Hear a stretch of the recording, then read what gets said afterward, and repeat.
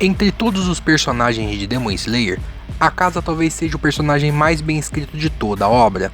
Ele foi a primeira lua superior a ser formalmente apresentada na história, sendo odiado por muitos fãs, principalmente por ter matado Rengoku no arco do Trem do Infinito.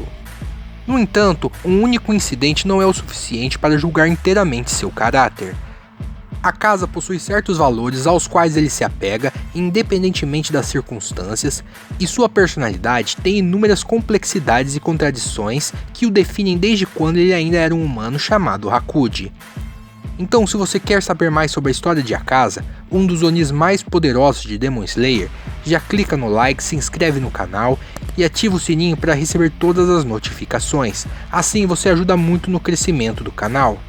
E agora, sem mais enrolações, vamos para o vídeo.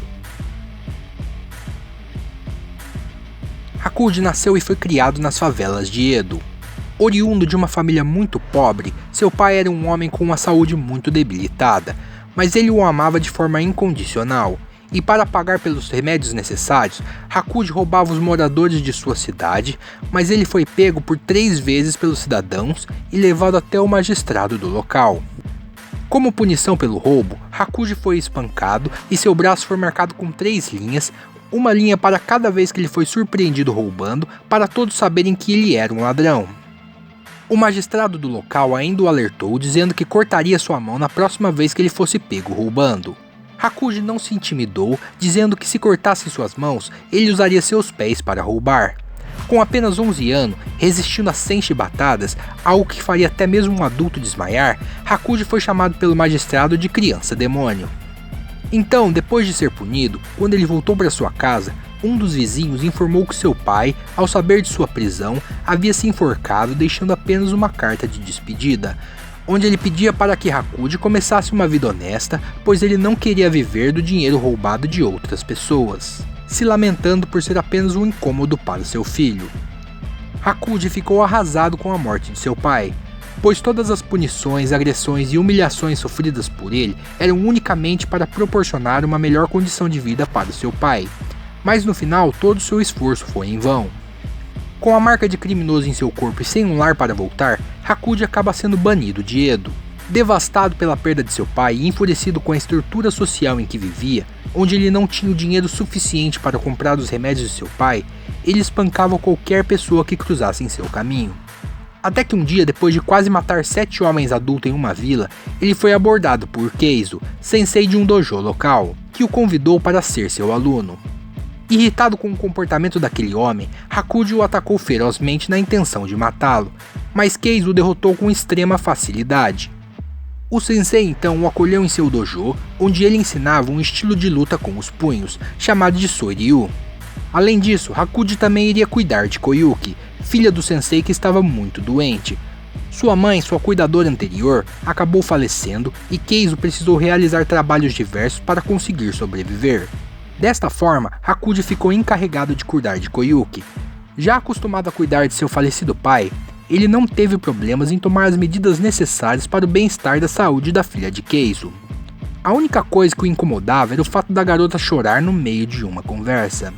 Em uma dessas conversas, Hakuji motivou Koyuki mesmo sem saber, ao dizer que eles poderiam ver os fogos de artifício juntos assim que ela melhorasse.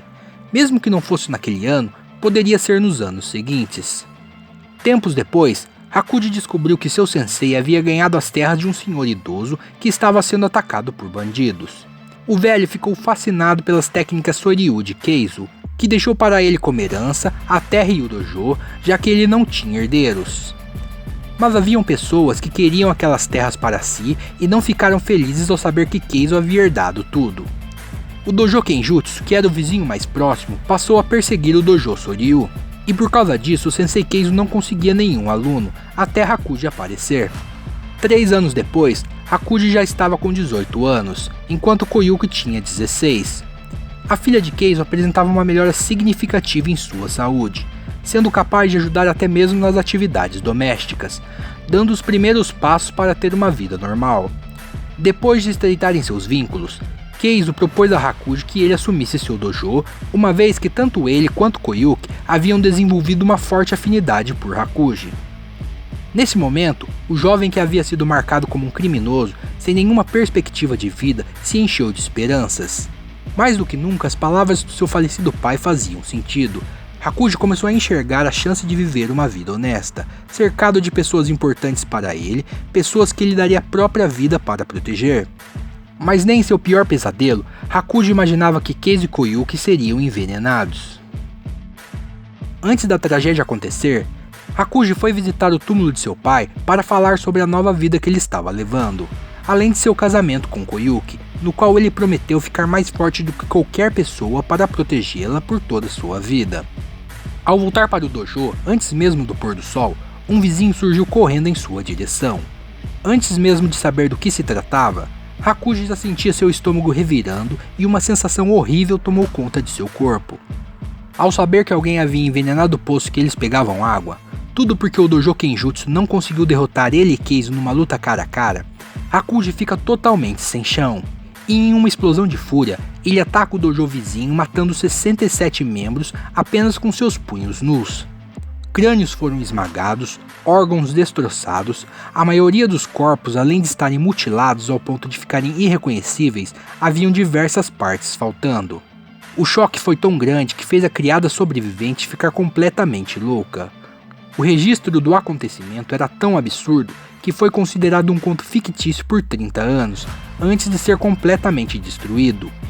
Este incidente tomou uma proporção tão grande que acabou chamando a atenção de Muzan.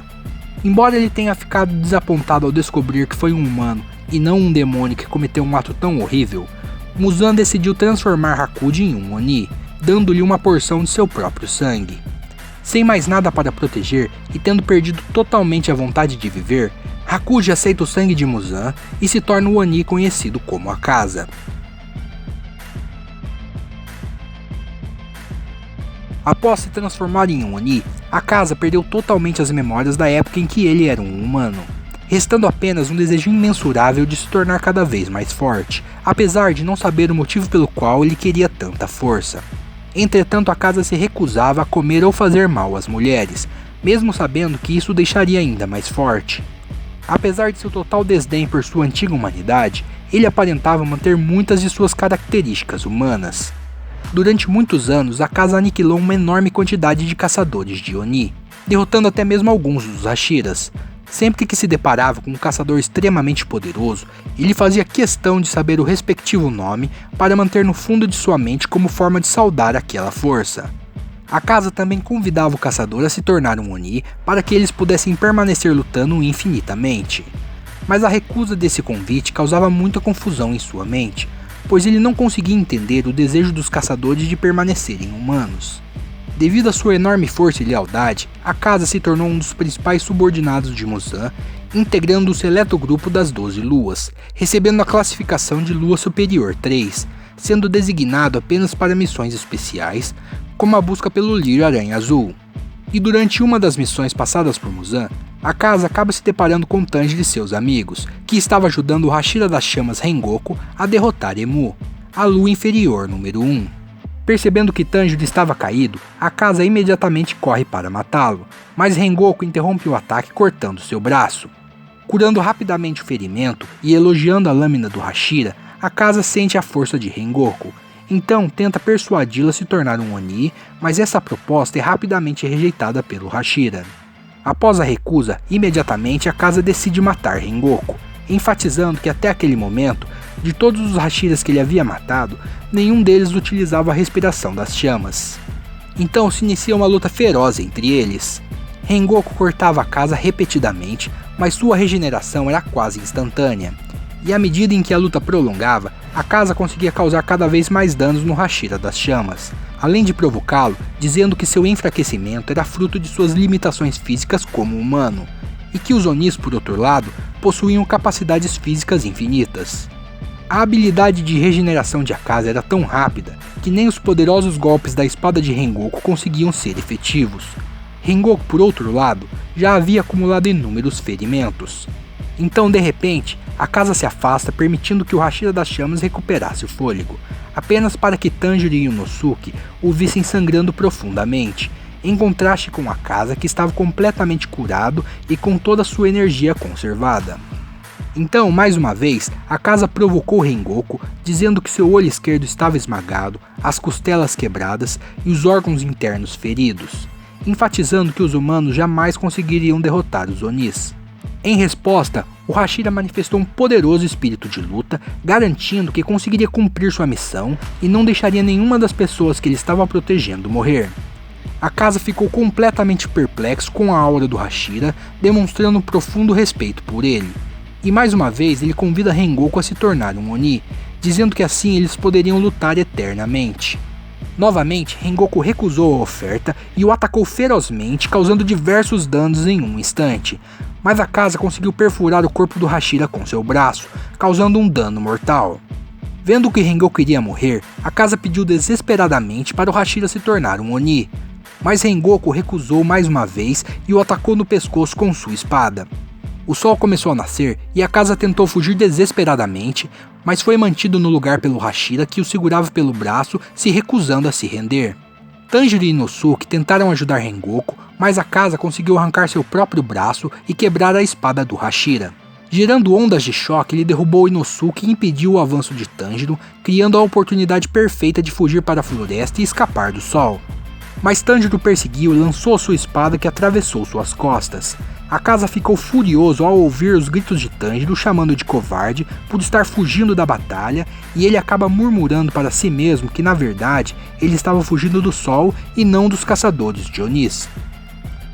Então, após derrotar Rengoku, ao anoitecer, a casa apareceu na casa da falsa família humana de Muzan e relatou que não conseguiu encontrar o lírio da Aranha Azul, mas em compensação ele derrotou um dos Hashiras. Irritado com o fracasso de Akaza, Muzan assume o controle de suas células, fazendo com que ele sangrasse muito. Enquanto a casa lutava contra a dor, o rei dos Onis menosprezou seu feito, dizendo que um Oni matar um humano era mais do que natural. Em seguida, Muzan enfatizou seu desejo de exterminar toda a organização de caçadores de Oni, e repreendeu a casa por ter deixado os demais caçadores vivos. O rei dos Onis ainda demonstrou toda a sua decepção com a casa por ele ter sido ferido por um espadachim que nem mesmo era um Hashira. Depois de ser dispensado por Muzan, após seu fracasso, a casa vê a espada que Tanjiro lançou sobre ele, lembrando do momento em que foi chamado de covarde pelo caçador de Oni. Furiosamente, a casa quebra a espada em pedaços, declarando que da próxima vez que encontrasse com Tanjiro, ele iria esmagar sua cabeça. Tempos depois, após a morte de Daki Gyotaro, a casa de repente se encontra dentro do Castelo do Infinito e deduz que sua presença naquele local significava que uma das luas superiores havia sido morta pelos caçadores de Oni. Dentro do castelo, a casa perguntou por Muzan, que até aquele momento não havia chegado no local. Em seguida ele pergunta por Kokushibo, a lua superior 1. Mas de repente Doma, a lua superior 2, aparece atrás da casa e coloca a mão em seu ombro, tentando iniciar uma conversa. Irritado com o toque, a casa exige que ele retire o braço de seu ombro e quebra violentamente a mandíbula inferior de Doma. No entanto, a lua superior 2 não se incomoda e maliciosamente pergunta se ele ficou mais forte desde a última vez que o atingiu, irritando ainda mais a casa. Nakimi, uma das Onis, informou a todos que Kokushibo foi o primeiro a chegar no castelo e que ele estava presente o tempo todo. A lua superior 1, por sua vez, informa a todos que Muzan havia chegado. Então, ao iniciar a reunião, o rei dos Onis repreende seus subordinados, os chamando de inúteis por fracassarem na tentativa de matar os Ubuyashiks e localizar o lírio Aranha Azul. Furioso, Muzan ainda diz que agora não tem certeza do porquê deixar os luas superiores vivos, fazendo com que a casa permanecesse em silêncio devido ao seu recente fracasso. Quando Gyoko forneceu novas informações, Doma se aproxima para tentar obter mais detalhes, mas a casa ataca a lua superior 2, destruindo sua cabeça. Entretanto, Kokushibo intervém e corta as mãos de Akaza, o repreendendo por suas ações que ultrapassaram os limites. Doma, depois de se regenerar, tenta acalmar a situação, mas Kokushibo friamente diz a Akaza que se ele quisesse tomar o lugar da Lua Superior 2, deveria fazer isso em uma batalha de sangue. Doma continuou tentando defender Akaza, mas Kokushibo perguntou diretamente se ele havia entendido o que havia sido dito. Akaza respondeu positivamente, mas silenciosamente ameaçou matar a Lua Superior. Kokushibo desejou boa sorte para ele e desapareceu em seguida. A casa saiu correndo do Castelo do Infinito, ignorando as tentativas de Doma de tentar uma nova conversa. Mas depois de um tempo, o próprio Muzan finalmente conseguiu encontrar Kagayo Buyashiki, o líder dos caçadores de Onis. E depois de tentar matá-lo, Muzan foi emboscado pelos caçadores, sendo obrigado a invocar o Castelo do Infinito, juntamente com as luas superiores, levando todos os Hashiras para o seu interior. Enquanto os caçadores de Onis procuravam por Muzan, a casa apareceu causando um poderoso tremor em toda a área em que estavam Tanjiro e Tomioka, dizendo que estava surpreso por Tanjiro ainda estar vivo, mesmo sendo tão fraco. A casa imediatamente ataca o irmão de Nezuko, desencadeando uma troca de ataque entre eles. A casa ficou surpreso com o crescimento de Tanjiro e admite que Rengoku estava certo ao dizer que ele não era fraco. A casa então manifesta sua força para iniciar a batalha, mas Tomioka toma a iniciativa e parte para a ofensiva. A casa afirmou que já fazia 50 anos desde a última vez que ele havia encontrado um Hashira da água. Além disso, ele também ficou impressionado ao ver Tomioka utilizando a 11ª forma da respiração da água, algo que ele nunca havia visto anteriormente.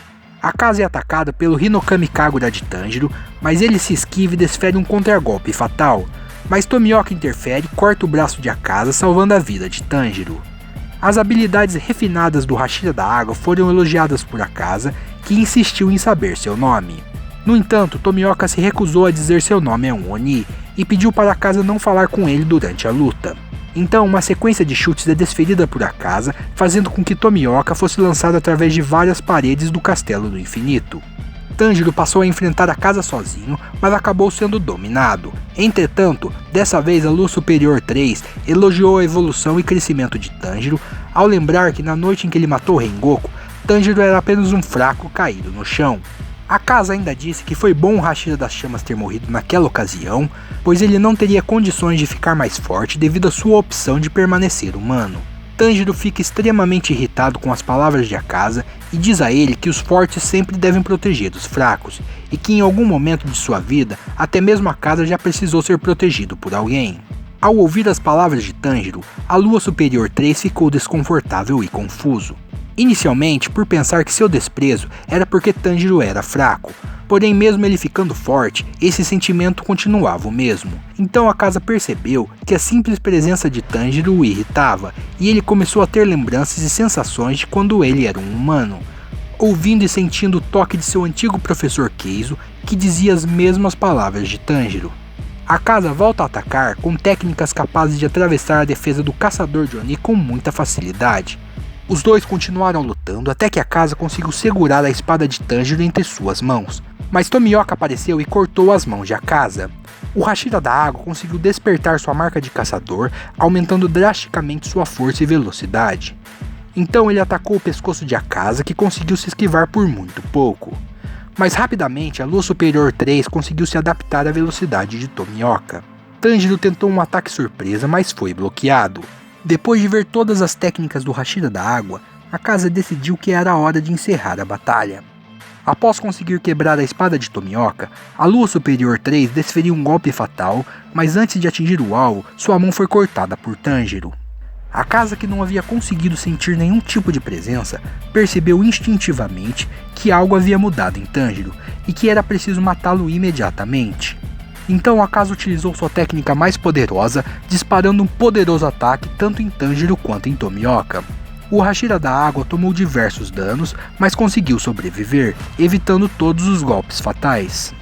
A Lua Superior 3 pensou ter matado Tanjiro, mas não se surpreendeu com a resistência de Tomioka, e diz para o Hashira não morrer como Rengoku e Tanjiro, o convidando a se tornar um Oni. Mas de repente, escondendo completamente sua presença, Tanjiro chama o nome de Akaza e corre em sua direção para atacá-lo. A Lua Superior tentou se acalmar, desferindo um poderoso ataque, mas Tanjiro conseguiu se esquivar, desferindo um contra-ataque utilizando Hinokami Kagura, capaz de cortar a cabeça de Akaza. Atordoado com o golpe que havia acabado de receber, a Lua Superior 3 começou a refletir sobre tudo o que havia acontecido. Tanjiro havia sido capaz de fazer seu espírito de batalha desaparecer completamente. Um feito tão grande que ele nunca havia visto em todos os seus séculos de vida. Akaza deduziu que Tanjiro provavelmente havia alcançado o território supremo, algo que ele havia perseguido por séculos. Não conseguindo aceitar sua derrota, Akaza agarra sua cabeça decapitada, tentando reconectá-la ao seu pescoço. Porém, Tomioka joga sua espada com força suficiente para que a cabeça de Akaza escorregue de suas mãos e caia no chão. Ainda assim, a Lua Superior 3 se recusou a morrer, dizendo que continuaria a ficar cada vez mais forte. E mesmo sem sua cabeça, Akaza regenera o ferimento em seu pescoço e ataca violentamente Tanjiro, que acaba desmaiando. Tomioka imediatamente ataca a Lua Superior 3, que se regenera em uma velocidade assustadora. Akaza passou a enfrentar Tomioka com um pensamento único de ficar mais forte. Então, de repente, ele se lembra de suas memórias humanas. Koyuki segurou seu braço, chamando de Hakuji e dizendo para ele parar de lutar. Akaza, depois de lembrar de todas as suas memórias humanas, sabia que ele não poderia ir para o mesmo lugar em que estavam as pessoas que ele mais amava: seu pai, seu mestre Case e sua esposa Koyuki. Então, Tanjiro acordou no momento em que a cabeça de Akaza estava quase se regenerando. A Lua Superior 3 estava prestes a atacar Tomioka quando Tanjiro gritou na tentativa de chamar a atenção de Akaza, se preparando para um ataque. Mas sua espada escapou de sua mão devido à sua enorme exaustão. Apesar disso, Tanjiro não hesitou e continuou seu ataque, desferindo um soco em Akaza. Ao olhar para o caçador de Oni, a Lua Superior 3 acabou visualizando a imagem de seu mestre mais uma vez, percebendo que tudo que ele havia feito foi manchar o estilo de luta que Keizo lhe ensinou e desrespeitar a vontade de seu pai, que queria que ele vivesse uma vida honesta. Antes de lançar seu poderoso ataque, Akaza deixou escapar um sorriso por apenas um segundo. Aceitando sua derrota, ele utilizou sua própria técnica em si mesmo, deixando seu corpo mutilado e destruído. A regeneração de seu corpo começou de forma imediata, mas o próprio Akaza impediu o processo, reconhecendo que foi derrotado de forma justa. O corpo físico da Lua Superior parecia vagar sem rumo, enquanto sua consciência interagia com seu pai e seu mestre. Ambos decidiram ficar com Hakuji, embora ele não pudesse ir para o céu. Mas Muzan apareceu e agarrou Akaza, o lembrando de seu objetivo de ficar cada vez mais forte. Então seu corpo começou a se regenerar mais uma vez, declarando que não importava se ele fosse decapitado, ele ainda ficaria cada vez mais forte para cumprir sua promessa. Porém, Koyuki apareceu dizendo que Hakuji já tinha feito o suficiente e que tudo estava bem. Muzan tentou controlar Akaza novamente, mas não obteve sucesso, pois naquele momento, ao lado de sua esposa, a Lua Superior 3 havia deixado de ser um Oni e novamente voltou a ser o humano Hakuji. Abraçando Koyuki, ele se desculpava por não estar do lado dela e por não ter conseguido protegê-la. Mas sua esposa respondeu apenas que ela estava feliz por seu marido estar de volta e se lembrar de tudo que eles viveram. Então o corpo de Akaza finalmente cede completamente e entra em decomposição, colocando um ponto final em sua vida demoníaca. Akaza percebeu que suas ações como Oni derivavam do fato de que ele mesmo se odiava. Subconscientemente, ele acreditava que era um indivíduo fraco por nunca ter conseguido proteger as pessoas com que mais se importava. Portanto, Akaza cometeu diversas atrocidades indescritíveis como um Oni, porque ele nunca reconheceu que as pessoas que ele queria proteger já haviam morrido. No final de tudo, a pessoa que Akaza mais queria matar era ele mesmo, e foi exatamente isso que ele fez. E esse foi o vídeo de hoje. Se você gostou, já deixa um like, se inscreve no canal e ativa o sininho para receber todas as notificações. E caso você queira conhecer ou relembrar a história de mais personagens, é só deixar nos comentários. Isso é tudo por hoje e até o próximo vídeo.